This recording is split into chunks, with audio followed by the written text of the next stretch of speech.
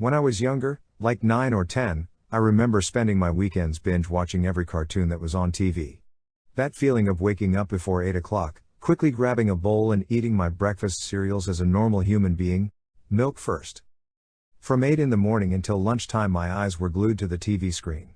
No homework, no chores, no distractions. This was like a religious practice. Zapping through 3 different channels I had so much choice, so many shows to choose from, so many stories to live, so many worlds to explore. Kim Possible, Recess, CatDog, Yu-Gi-Oh!, SpongeBob, Ben 10 were some of my favorite shows. Each one with a different premise, a wide range of characters, settings, messages and stories. Overall, this era of cartoon television was packed with quality content. No matter what you were into, there was at least one quality show you could enjoy on your Saturday mornings. But looking back to those memories, most of those shows don't amount to much more than just that, memories. I look back fondly to those Saturday mornings, but the shows themselves have faded away as I grew older. Despite the impact they had on me as a kid, I seem to remember ever so vaguely what they were about. In some cases I remember some of the individual stories, in others I just remember the overall plot of the series, other times I don't even remember the names of the characters. All in all, I can say that every show has impacted me, in various degrees, but none of them seem to have resisted the test of time, and honestly I don't think I could bring myself to watch an entire season of any of them nowadays. Well, all but one. The one exception, the one series that gets better every time I watch it, the series that I want to talk about today is none other than Avatar, The Last Airbender. I'll be honest, when I watched it as a kid I really enjoyed the episodes on their own, but I wouldn't say it was my favorite series. At the time I would say that I would rather watch Kim Possible, specifically this one episode. Or even watch Yu-Gi-Oh! And then play the card game with my friends at school. I can't even remember how many times I asked my mom to buy me some card packs every time she went to play the lottery. At that time, I also preferred watching Ben 10 and then pretend that my watch was like Ben's watch and I could transform into all those unique monsters and just wander around the neighborhood helping people out. Don't get me wrong, Avatar's concept was bloody cool. Being able to bend the elements at your will is amazing. I might have made over 1 million attempts to waterbend while I was in the shower or when I was brushing my teeth.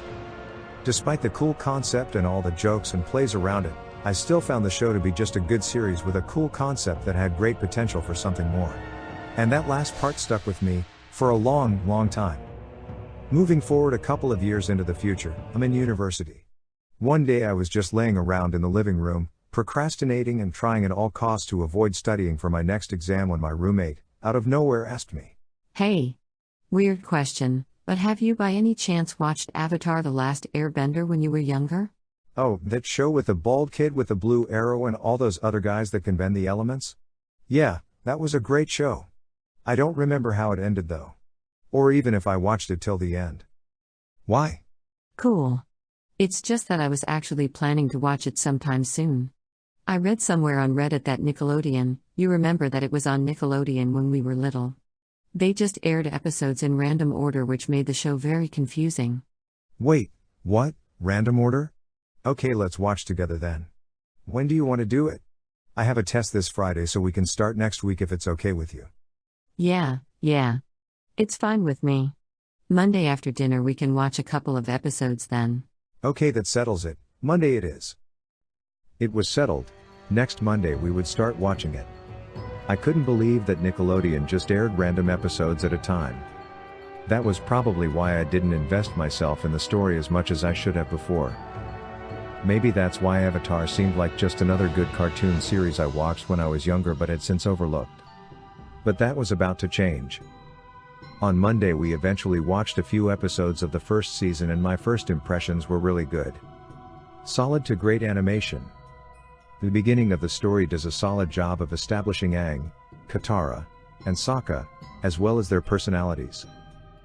But most importantly, it establishes the threat that surrounds our main trio and it starts to give us glimpses of this unique and extraordinary world. I was starting to get sold on the series.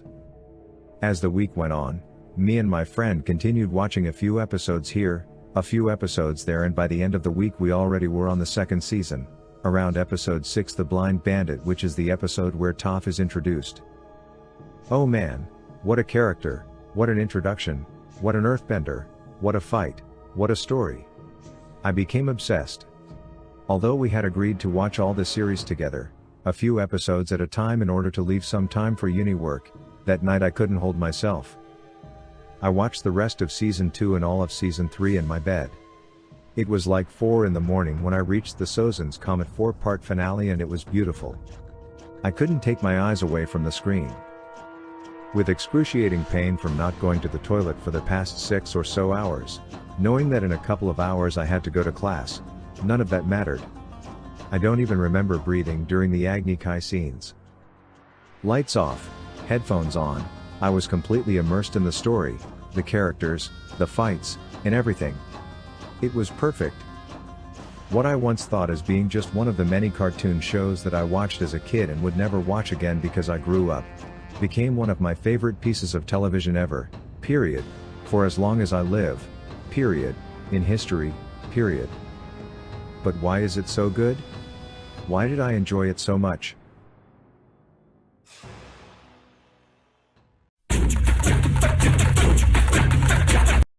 First of all, this show was made for kids, on a kids channel, and as such it's full of innocent jokes and avoids touching certain topics.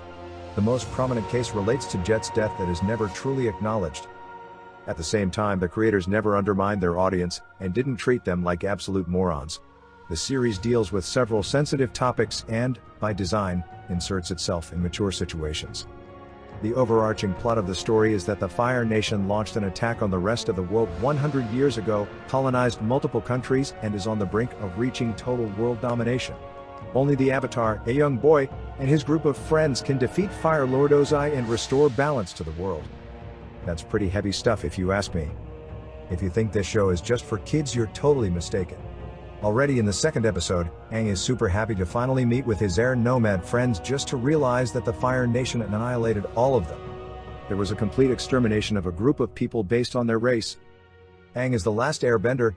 He is solely responsible to keep the traditions, culture and costumes of his people alive. Later in the series, we reach the city of Ba Sing Se in the Earth Kingdom, where we learn that a couple of ministers are colluding with the military police, the Dai Li, and are misleading both the king and the entire population about what is happening in the world.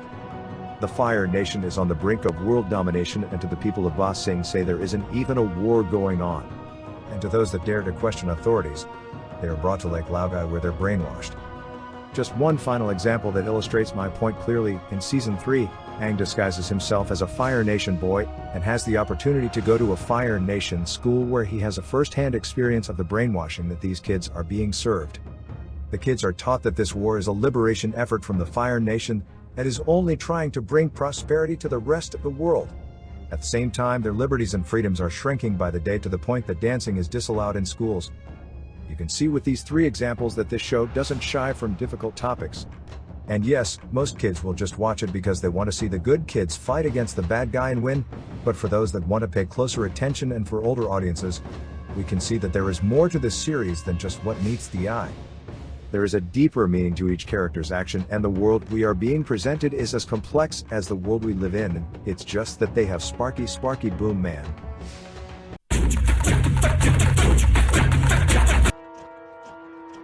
The storytelling model chosen for Avatar, with episodic stories every week that are inserted in a bigger overarching plot, brings the best of both worlds. On the one hand, we have a 20 to 25-minute episode with a story that has a beginning, a middle, and most importantly an end, not just some cliffhanger that most Netflix series accustomed us to just to bring us to binge watch the whole series in one sitting. At the same time, we have our main story that is slowly progressing until it reaches its ultimate climax in the 4-part finale. From the first episode we know how the story is going to end.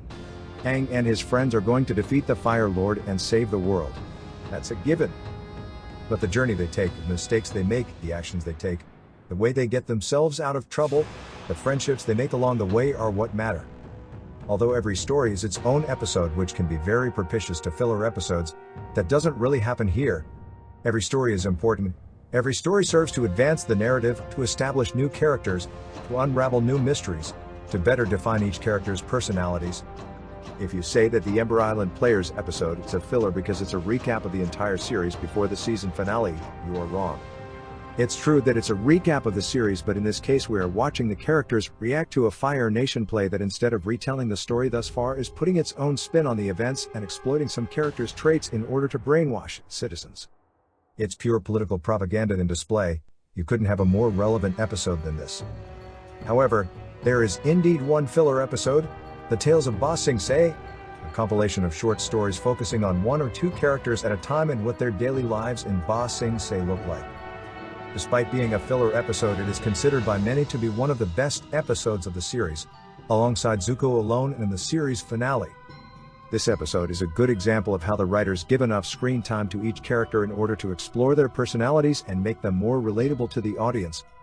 All of this pays off in the series finale, where we have different groups fighting their own battles and we care about every single one of them because we care about all of the characters.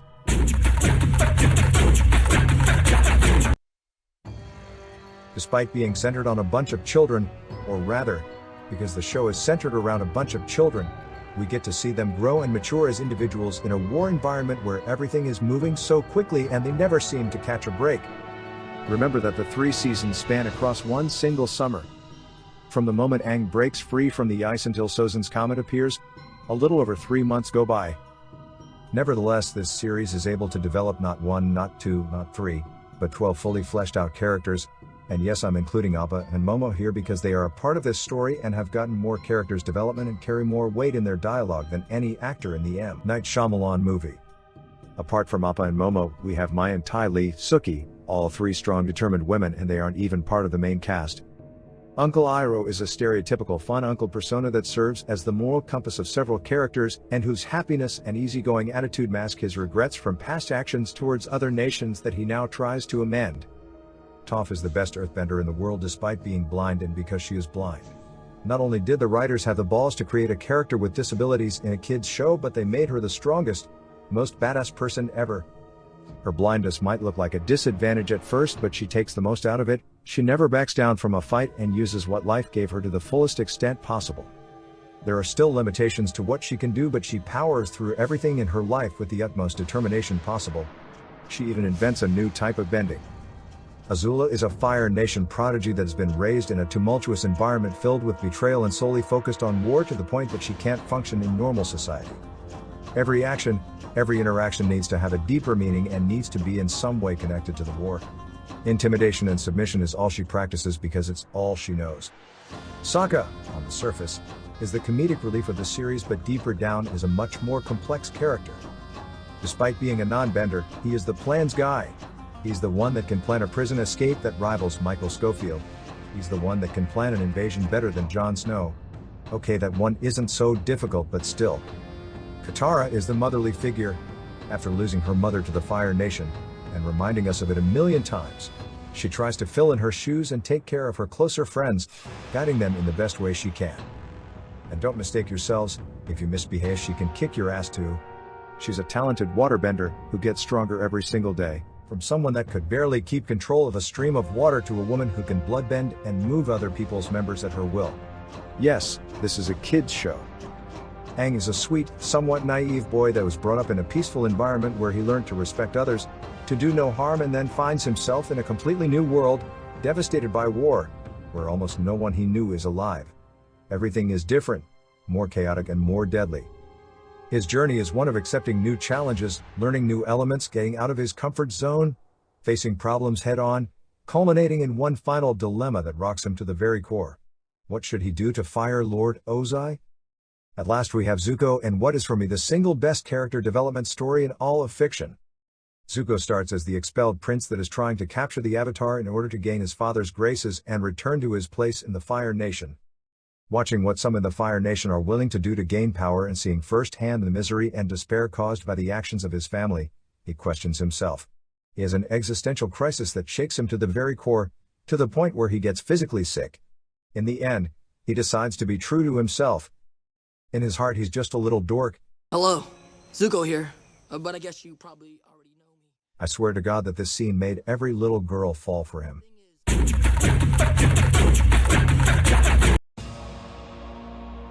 At last, I want to talk about the world of Avatar. There is so much thought put into it, and the attention to detail and love for all the different Asian cultures are what sets this series apart from so many others. Each bending technique is based on different martial arts, and the art and nature of bending itself are a part of society. We don't simply have a normal society where some people can bend. No. Here the type of bending affects everything in a society, from the art style, to the transportation, the types of work. The personalities of entire nations are shaped after the elements. In the water tribes, the architecture is obviously very focused on ice constructions, igloos and whatnot. The cities tend to resemble the city of Venice in Italy, with multiple rivers and canals that allow people to move quicker between places. There are waterbending shows, and the culture itself is very focused on medicinal practices due to the waterbending possibilities. From the little that we saw of the air nomads, we get the feeling that they are a free-spirited nation, based on Buddhist ideology. They spend a lot of time meditating and trying to achieve a higher level of spirituality by detaching themselves from the physical world. In the architectural aspect, they have gliders that they use to fly, and their cities are built in places that only airbenders should be able to access, again to distance themselves from the rest of the world, and also for protection purposes. The Fire Nation, due to the danger and power of fire, is a very strict society. The fire allows them to have a much more meat-based diet, and fire and light are essential to their livelihood. From lamps to tanks and catapults, every new machine they build takes advantage of their element. At last, the Earth Kingdom is to me the best example of how the elements are intrinsic to the lives of one nation. We have people that go on small boats in the desert, or move through the sheer power of sand bending. In the city of Omashu, they use earth bending to create an innovative mailing and transportation system that puts Amazon warehouses to shame. In Ba Sing Se, the train system is operated by earthbenders that physically push the trains around. The Earth Nation people, just like their element, are resilient, strong, and united.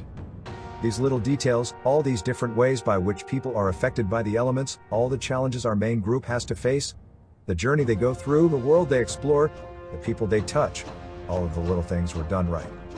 I don't know if you have watched Avatar 1 time or 100 times. Or even if you haven't watched it, just go watch it. It's incredible. It's certainly the best cartoon I've ever seen, and one of the best animated shows I have had the pleasure of experiencing.